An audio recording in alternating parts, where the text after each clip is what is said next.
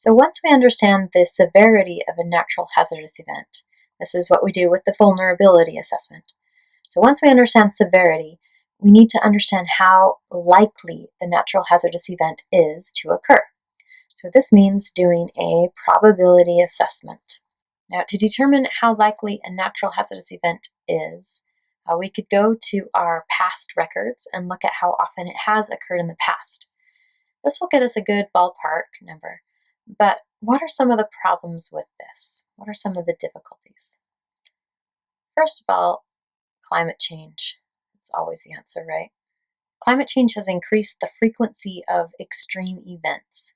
We are now seeing 100-year floods at a more frequent time scale. We're seeing larger storms more frequently than we have in the past. Another problem or difficulty is that some hazardous events we may be planning for have never occurred in the past. They might be new hazards, such as a chemical or hazardous material release. This is something we probably didn't worry about until the last few decades. Or they might be on such a long time frame that we really don't have good records of when they have occurred. So for example, large earthquakes in Ohio. We have about 200 years of data, but the reoccurrence interval for very large earthquakes can be much greater than this.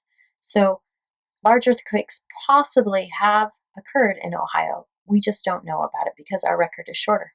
Another way we can get probabilities is through modeling, through models that incorporate the influence of climate change and data from other similar areas. So the Eugene-Springfield plan didn't get into much detail on how they determined frequency for each of their hazardous events. They did this in consultation with experts. But in the report, they did include this categorization table that shows how they broke down probabilities into categories of high, medium, and low. So a high probability natural event was one that we're likely to have at least one incident within 10 to 35 years, whereas a medium frequency is one that will likely have within 35 to 75 years, and a low frequency event is one that will likely only occur every 75 to 100 years.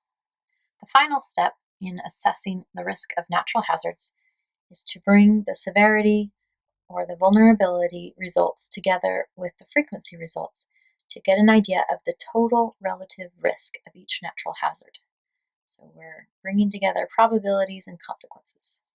This is done to determine where our mitigation efforts are most needed.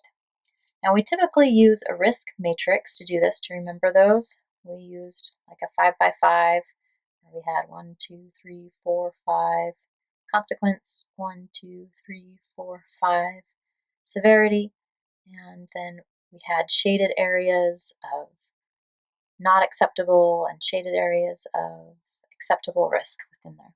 The Eugene-Springfield group used a different way, a different approach to looking at risk and the risk matrix. They even call it a risk matrix here.